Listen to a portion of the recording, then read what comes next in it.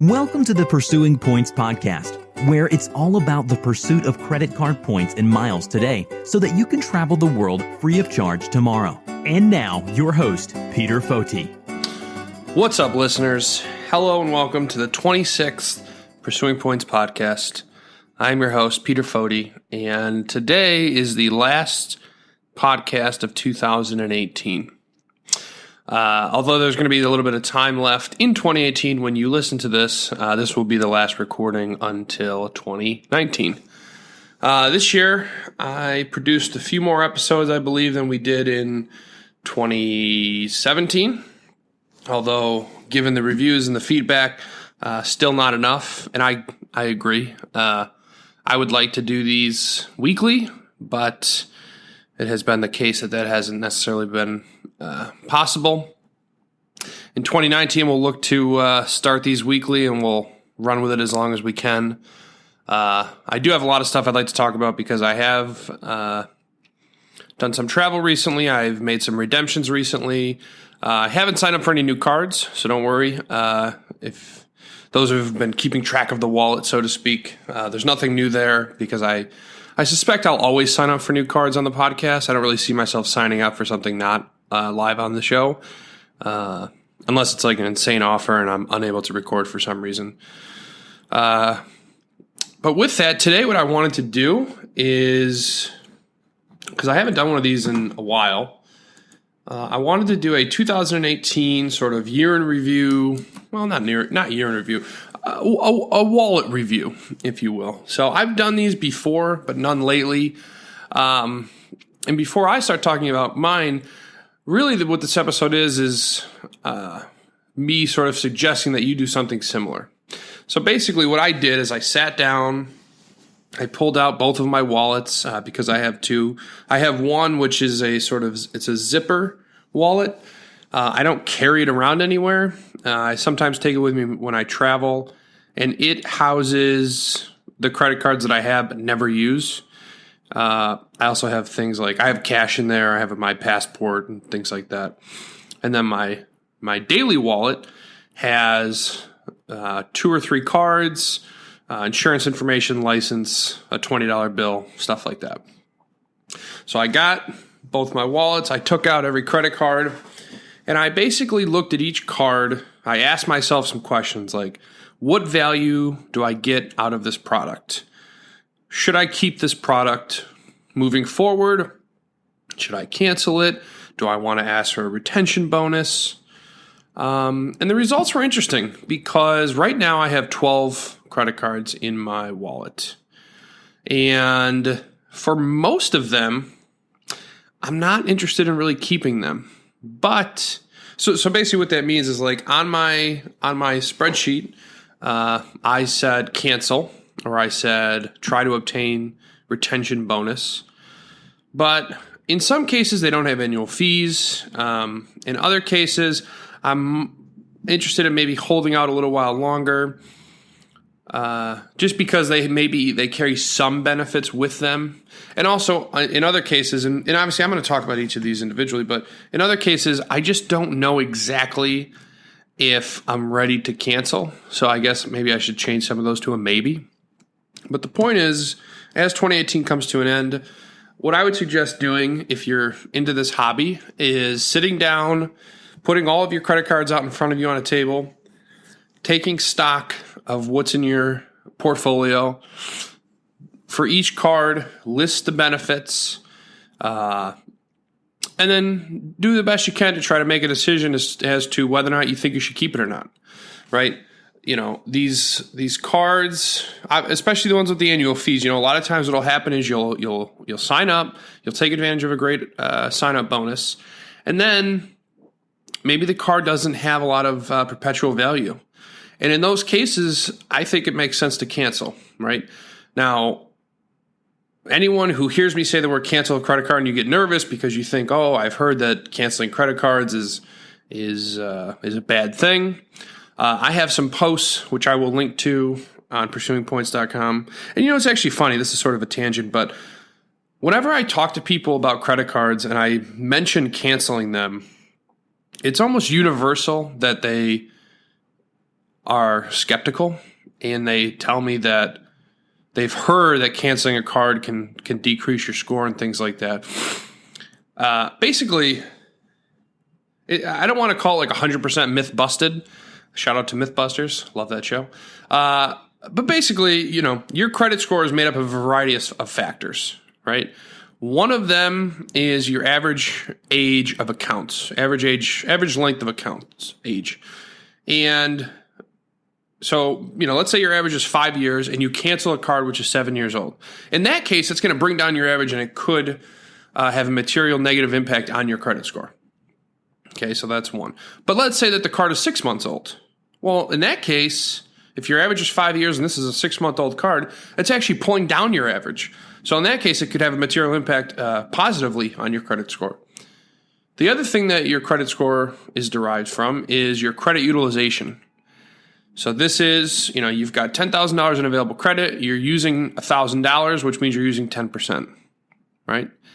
Now, if that $10,000 available credit was spread across 2 cards, right, $5,000 and $5,000, and you cancel one of them, all of a sudden, right, now you're using $1,000 from $5,000, which means you've doubled your utilization, which will cause your score to go down, right? But let's say that you had $100,000 in available credit, you're using $1,000 still, so you're using 1%, and then you cancel a card which has, a $10,000 limit. So now you're using $1,000 out of $90,000, which is, it's an increase. But when we're talking about revolving credit utilization, I generally recommend that people stay below 10%, right? In some cases, you can get away as high as 20. So in that case, it's not going to have material impact on your credit score.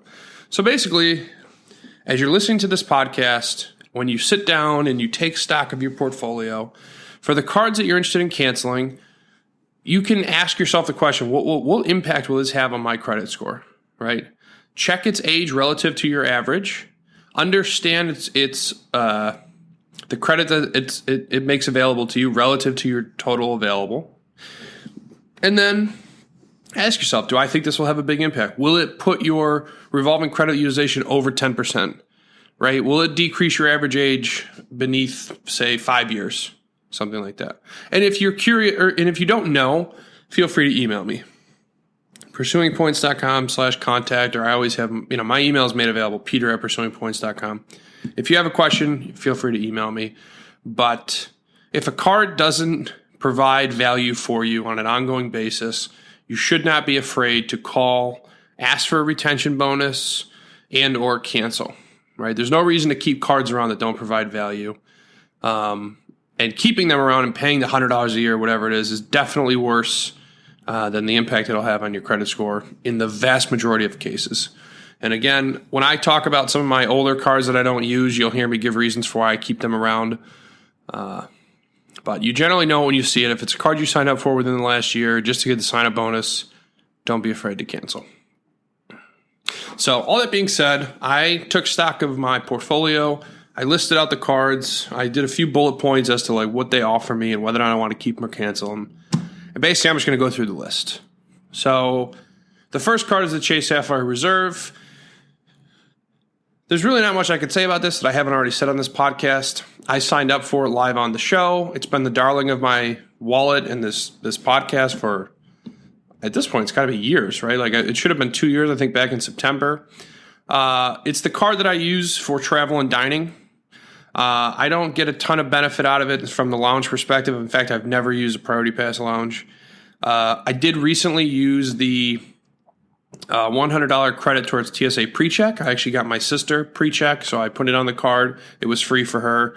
And when mine comes up for renewal, I have some other cards that also offer the $100. One of them is on this list, and I'm sure I'll have one which will reimburse me when the time comes for me to renew. So that card, I'm going to keep it. It's one of those things where I could call them, ask for retention, sort of threaten to cancel. I do have quite a few Ultimate Rewards points, so continuing to use it isn't necessarily benefiting me that much. I could look to place my spend on another, say Amex. They have the new Premier Rewards Gold card. But I just don't really see myself doing that. I really like Chase as sort of as a company. I appreciate the products that they put forth. I love the fact that I can combine points for my Freedom Unlimited, my Freedom, and my Sapphire Reserve.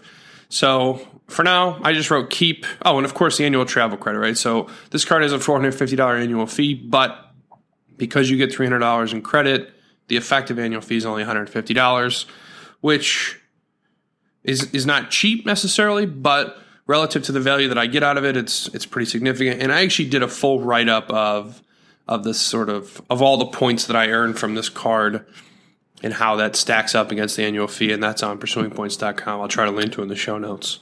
So this card I'm going to keep, and honestly, until they reduce the benefits, which, they sort of did over the summer, but it was sort of immaterial for me. I didn't really mind the changes that they made. But, if they ever make if they ever significantly devalue the product, I'll give it serious consideration to cancel. But if and when that happens, or if and until that happens, I'm not going to worry about that, and I'm going to keep it. Next is the Chase Freedom. So I know I just mentioned that, I can combine my points from the Freedom with the Reserve, but in fact, I never use the Freedom. I don't stay up to date on the calendar. And even when I do, I just don't seem to be using it all that often. So it's unfortunate because the card does earn 5x on bonus categories which rotate throughout the year, but I just never find myself using it. For that reason, I'm very seriously considering canceling it. At the least, I'm going to call and ask for a retention bonus. A card like this, even if I wasn't going to get a retention, I would still cancel it because it's one of those things where I can cancel it and then in a year or 2 years, I can sign up for it again and maybe get another sign-up bonus. So right now, I haven't used this card in months. I see myself calling and asking for a retention offer at some point in the near future, and then canceling it if I'm unable to acquire one. And basically what I'm going to do for the retention offers is I will make a list of the cards that I'm going to call for today on this podcast, and then I will call, ask for a retention offer. I will document everything that I do, and then perhaps the next podcast that I do in 2019 will be sort of an overview of the success or failure of each of those retention phone calls. So next is the Chase Freedom Unlimited. So this card for me is actually my daily driver in a lot of ways because it earns 1.5x on everything, and then I can combine those points with my Sapphire Reserve. This is sort of my default card, right? For a long time, my default card was the Starwood Preferred Guest card. That was sort of back in the day when I first got started because those points were worth 1.25 after the transfer bonus. But today, unless I'm spending money at travel and dining, most of my spend is going on the Freedom Unlimited. There are some caveats, obviously, but by and large, this card's a daily driver for me. It's a workhorse. I don't see myself canceling it anytime soon. Again, it's one of those where, and this goes for pretty much every card on the list, even if I don't say cancel, you can always ask yourself, if I cancel this, which card would take its place, right? And if the opportunity cost is relatively low, you can cancel it because you can always sign up for it again in 12, 24 months and get a new sign-up bonus. Now, that's obviously not the case with something like American Express because they limit you to one sign-up bonus per product per lifetime, which frankly sucks. But Chase doesn't, so that's an option. If that's something you're interested in doing. I personally, because I earn a lot of points from daily spend and things like that, and I have a lot of points, I'm not super worried or interested in playing those types of games, at least on a regular basis. For the cards that I plan on asking for a retention bonus for, I'm happy to cancel them, and then at some point in the future, when an opportunity presents itself, I'll take it as it comes. But the Freedom Unlimited I'm going to keep, and I'm going to continue to put a majority of my spend on that card. Next, the Chase Marriott's Reward Premier Plus. Now, this used to be called the Marriott Rewards just Premier card, I guess. So if you recall, I signed up for the Marriott card live on the No, I didn't sign up for it live on the show. So what happened here was I was on Instagram, and I was given a targeted offer for 120,000 Marriott points. after I basically spend 10,000 in the first year. So basically what it was is like, I think it was 10,000 points for every 1,000 that you spend or something like that. Something like that. 120,000 points after you spend 10 grand. Maybe it was 12 grand. Either way, I was able to spend enough to unlock that bonus. And this was before they came out with the new products, right? This was over the summer. Then they came out with the new products and they had all sorts of rules about who was eligible for the sign-up bonuses if you had received a card recently. So I was pretty much out of the running for all of these sign-up bonuses because I had this product. And the reason I have this product is not actually for hotel rewards because, as I've said on the show many times, I don't stay in a ton of hotels. But this was my ticket to SPG points / Marriott points where that I could redeem for experiences. So hopefully you've all listened to the episode from last year where I talk about my MSG experience in the box with myself and 3 friends. Well, my sister and 2 friends. That was incredible. And then actually recently I was able to get the box at MSG again. They have a new box this year. It's part of like the Lexus Suites, I think they call it at MSG. And that was myself, my sister, and my parents. We had a great time. We went to the Chris Stapleton concert. I posted about it on Instagram if you missed it. But that's why I have this card. I want to accrue these points because I love the experience program. For me, I actually think I get a lot more value and I have a lot more fun redeeming 50,000 points for 2 tickets at a box at MSG than I do on a first class plane ticket. So I love this card. So what happened was I got an email, I think it was an email about upgrading from my Rewards Premier to the Reward Premier Plus. So I clicked on the button. I went through the process. They said if you upgrade, you'll get 50,000 points after you make your first purchase. So, I mean, for me, that was obviously like a no-brainer. I said, sure. So I clicked the button. I upgraded. What's weird is that I received 10,000 points a couple weeks later, and it's in the account history. It says like upgrade promotion or something like that. And I didn't receive 50, which is disconcerting, obviously. So I am going to call Marriott and say, what is the deal? I actually have a screenshot because I was going to write a post about it. So I'm a little nervous about the fact that I only got 10,000 of the 50,000. But now the card that I have obviously earns 2x on everything, which is better because the bonus categories, because everything goes on my reserve for travel and dining, I'm happier with 2x on everything on this card. So I use this one quite a bit because, again, I want to earn those points for the experiences. Speaking of experiences, small sort of teaser is that I'm actually working on a product which aggregates points experience listings. That will launch early 2019. I'm super excited about it. It's actually something I've been working on for a little while, which I guess is maybe the reason I haven't produced a show as of late, but stay tuned for that. If you have questions or if you're interested in maybe getting a sneak peek, send me an email. But I'm super excited about that. So I'm going to keep this card. Next, Bank of America Premium Rewards.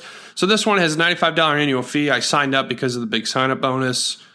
You get the $100 yearly travel credit, which basically means this card nets me $5 a year. I don't use it.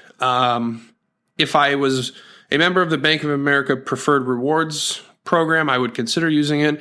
And in fact, I think I may end up being a member of that at some point in 2019. And if that ends up being the case, I could see myself putting a little bit more spend on this card. For now, I just kind of hold on to it. It does have the $100 pre-check stuff, which means that I don't know when I'm coming up for renewal, but I could put it on this and get it for free.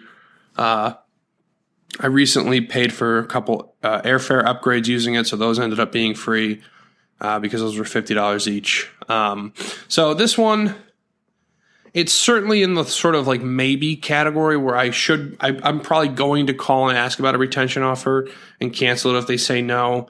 But for now, I'm happy to just hold on to it at least into 2019 because I think I'm going to get another yearly travel credit. So I want to take advantage of that before I place any phone calls. So the next two, I'm going to do them at the same time. Basically, it's the Citizens Bank Platinum MasterCard and the Clearview Federal Credit Union Visa card. So these, the Clearview is my oldest credit card. The Citizens Bank is my second oldest.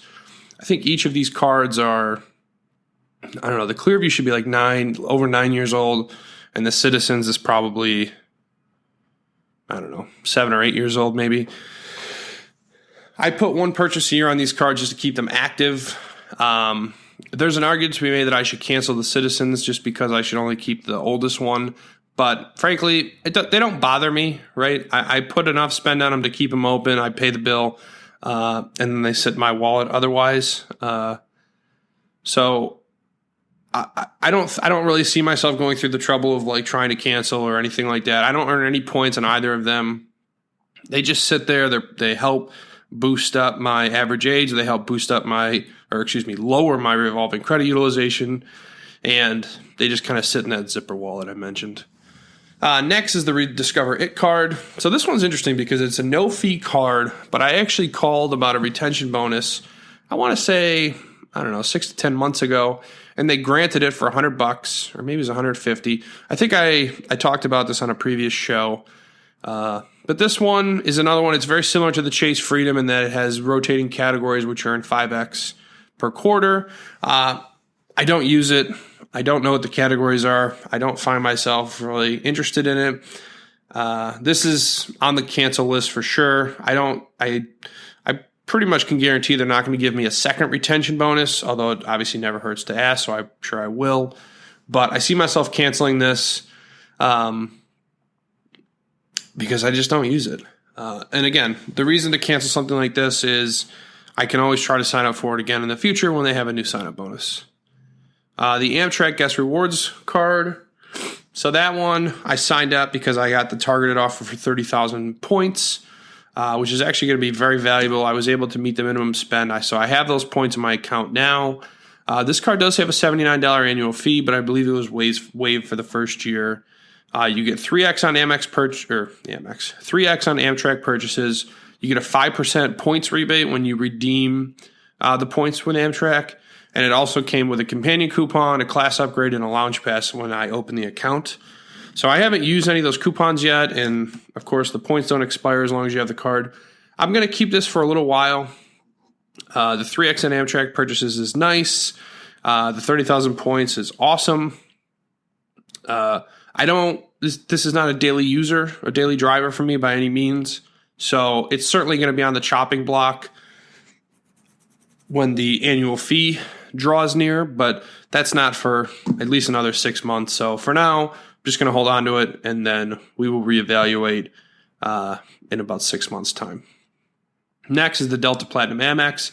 So for years, at least 2 years, I think 3 years actually, this card was my absolute workhorse. So this one, when you spend $25,000 in a year, you get 10,000 MQMs, which, as a quick refresher, an MQM or medallion qualifying mile can generally only be earned when you have your butt in a seat on a Delta flight.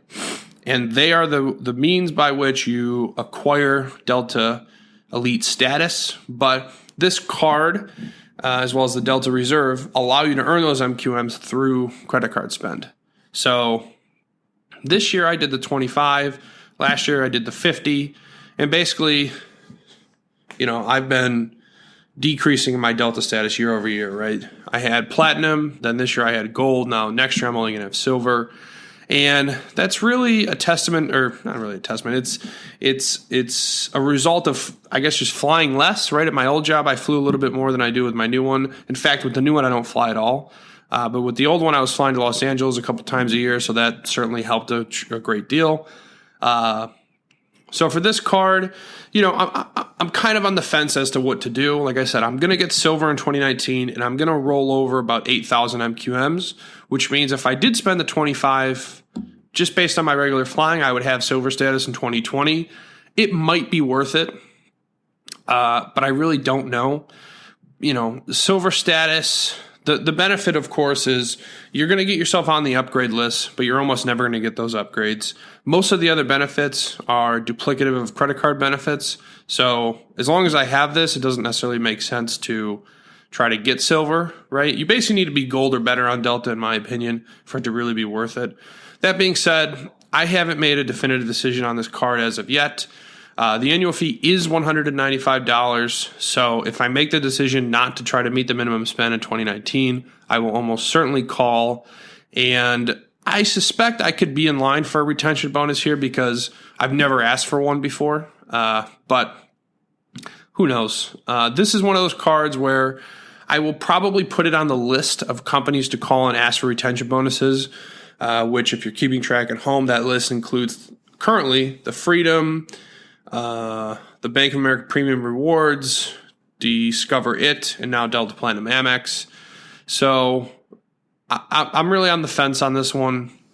Part of me thinks I should do the 25, get silver status for 2020, and then maybe call on redemption at that point. So that's probably what I'm going to do, but obviously I will keep the listeners in the loop. Next is the Barclays Buffalo Bills Extra Point card. I signed up for this card years ago when it had a $400 cash sign-up bonus around the Super Bowl. I don't think I've used it since, so it is on the chopping block. Really not much to say about it. It doesn't offer anything that's super interesting, and I plan on canceling it. Lastly, card number 12. And I think the newest card in the wallet is the Wells Fargo Propel. So this card is actually really cool. So there's no annual fee. You earn 3x on gas, rideshare, gas, food, travel, and streaming services. The streaming services is actually the most interesting one because that includes things like Spotify and Hulu and Netflix. So I have all of my subscriptions tied to this card. I'm earning 3x a month on those. And the other cool thing is it offers cell phone protection up to $1,200 a year or $600 per claim with a $25 deductible per claim. And basically, as soon as I signed up for this, I started paying my AT&T bill monthly automatically with this card. And that insurance, and then I canceled the insurance that I had, which I was paying $9 a month for. So right off the bat, this card saved me a little over $100 a year. Having this insurance is really just a nice cushion. I obviously hope that I never have to use it. Their terms are a little interesting as far as, they say this is only secondary insurance and it doesn't cover lost phones, only damage and theft. But for me, and I'm going to knock on wood, I've had some good luck with my phones and as of late. So I think for me that this insurance is sufficient. And I see myself keeping this card for quite a while. Because of the points that I earn from paying the bill and the streaming services, every 6 months or so, I should get about a $25 or 2,500 points, which equates to a $25 statement credit, which is beautiful. So yeah, this is not a card that I'm going to whip out to pay with anytime soon, nor is it something that's going to get any food or travel spend because that's going on the reserve. But for those streaming services and the cell phone protection, absolutely, this is a no-brainer. Now, of course, if this card had an annual fee, this would be a very different story, but it doesn't, so I'm happy with that. So that card's a keep.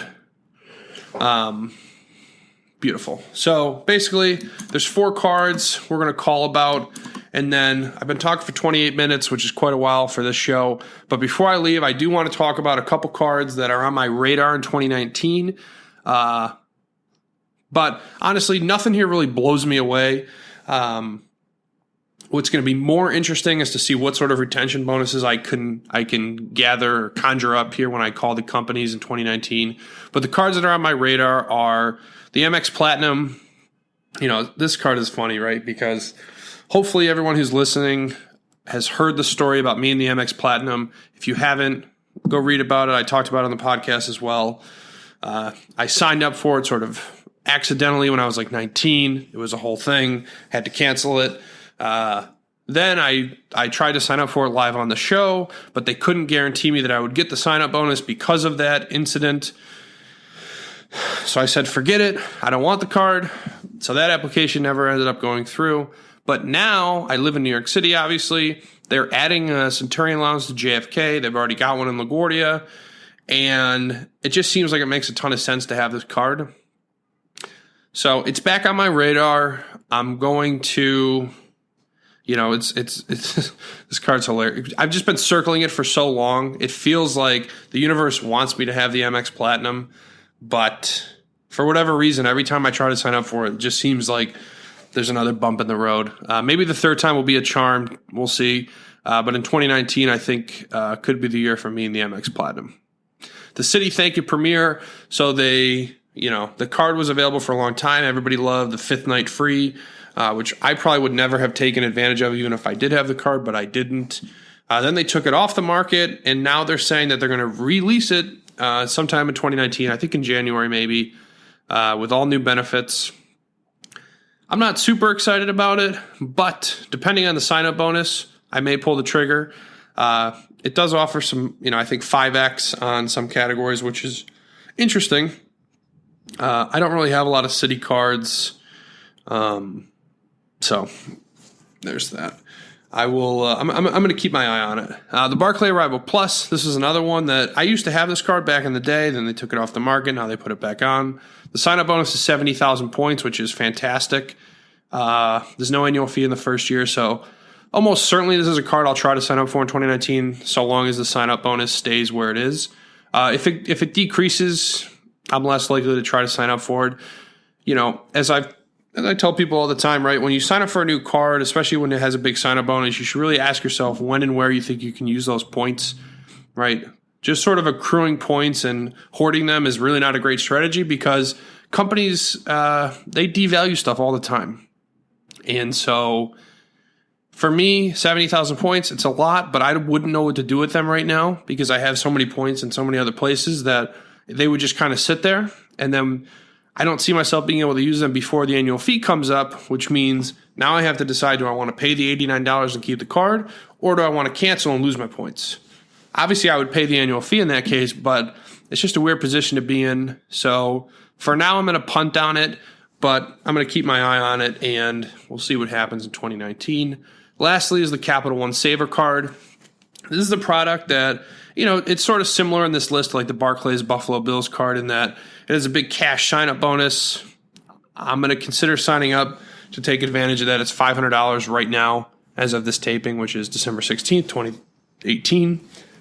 But it's not a card I would expect to put a ton of spend on daily because, again, I have my sort of stalwarts in my wallet of like, the Sapphire Reserve, the Freedom Unlimited, the Marriott card. Like those cards really, really work for me. And so anything I sign up for right now is really just for the sign-up bonus, or in the case of something like the MX Platinum, it's because of the other perks like lounge access. So, and then one card that I didn't mention was my City Advantage American Airlines card. That card, that would have been number 13 in my wallet, but I actually canceled it not too long ago. What happened there was they charged me the annual fee. I called and I said, listen, I don't get much value out of this card. I saw that the annual fee was recently charged. I don't really want to pay that. So the reason I'm calling is to ask for retention, or otherwise I want to cancel and have the fee refunded. We weren't able to come to any sort of agreement, so they ended up canceling the card for me. So for those of you who listened to the previous wallet review and were wondering what happened to that card, mystery solved. So those are the 4 cards I'm looking at for 2019. Those were the 12 cards that I currently have in my wallet. What I'm going to do, like I said, I'm going to put together the list of cards I want to call about a retention offer. I'm going to make those calls. I'm going to see if I can get myself any bonuses. And then the next podcast in 2019 will be me talking about those.